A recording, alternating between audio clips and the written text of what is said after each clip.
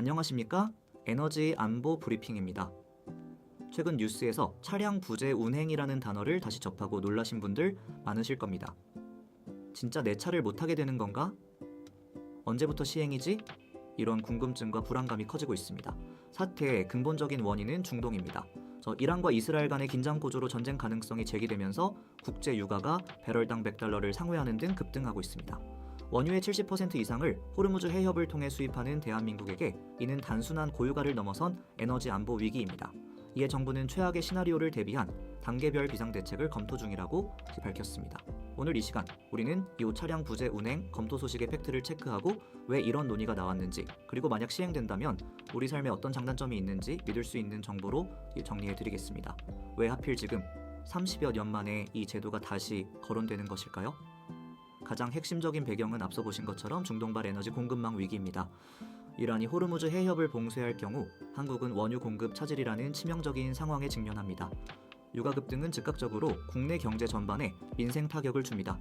교통비, 물류비, 그리고 모든 공산품 가격 상승으로 이어지기 때문입니다. 에너지 안보 위기 상황에서 정부가 가진 카드는 많지 않습니다. 현재 한국은 약 211분의 원유를 비축하고 있지만 만약 전쟁이 장기화된다면 이 역시 한계가 있습니다.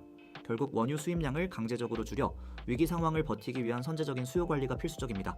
이재명 대통령이 국무회의에서 최악의 시나리오를 염두에 둔 대책으로 차량 부재를 언급한 이유입니다. 즉, 이 제도는 단순히 고유가를 이겨내려는 차원이 아니라 국가의 생존을 위한 비상수단으로 검토되고 있는 것입니다. 그럼 가장 중요한 팩트체크를 해보겠습니다.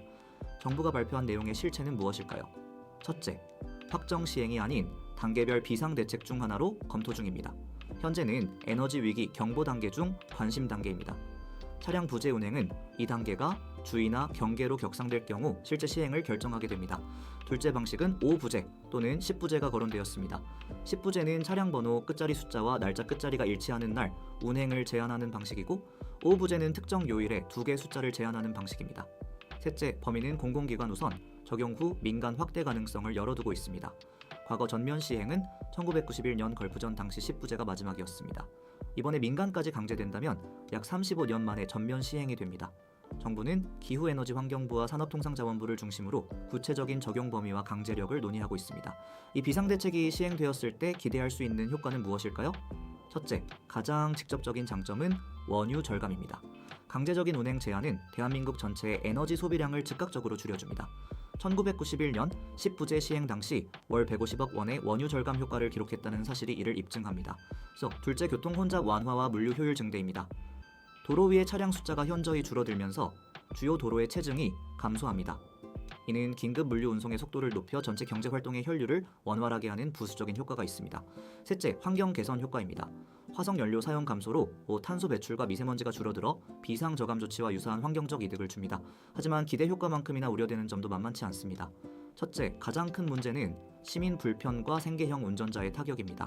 대중교통 인프라가 부족한 지역 거주자, 아이를 등교시켜야 하는 부모, 그리고 무엇보다 생계형 운전자나 자영업자, 배달 라이더 등에게는 이 제도가 경제적 생존을 위협할 수도 있습니다. 둘째, 실효성 논란과 형평성 문제입니다. 차량을 여러 대 보유한 부유층 가구는 규제를 쉽게 피할 수 있어 소득 수준에 따른 형평성 문제가 제기됩니다. 셋째, 막대한 행정 비용입니다. 전국적인 단속 인력 배치와 과태료 부과 시스템 운영에 막대한 행정력이 소모됩니다. 또한 이동의 자유 제한으로 소비 및 서비스업 전반의 경제 활동이 위축될 수 있습니다. 지금까지 이란 전쟁 위기로 인한 차량 부재 운행 검토 소식에 대해 알아보았습니다. 결론적으로 이 제도는 에너지 안보 위기라는 최악의 상황을 대비한 단계별 비상대책 중 하나입니다. 현재는 초기 단계이며 상황이 악화될 경우 공공부문부터 우선 적용될 가능성이 높습니다. 민간 전면 시행은 마지막 수단입니다.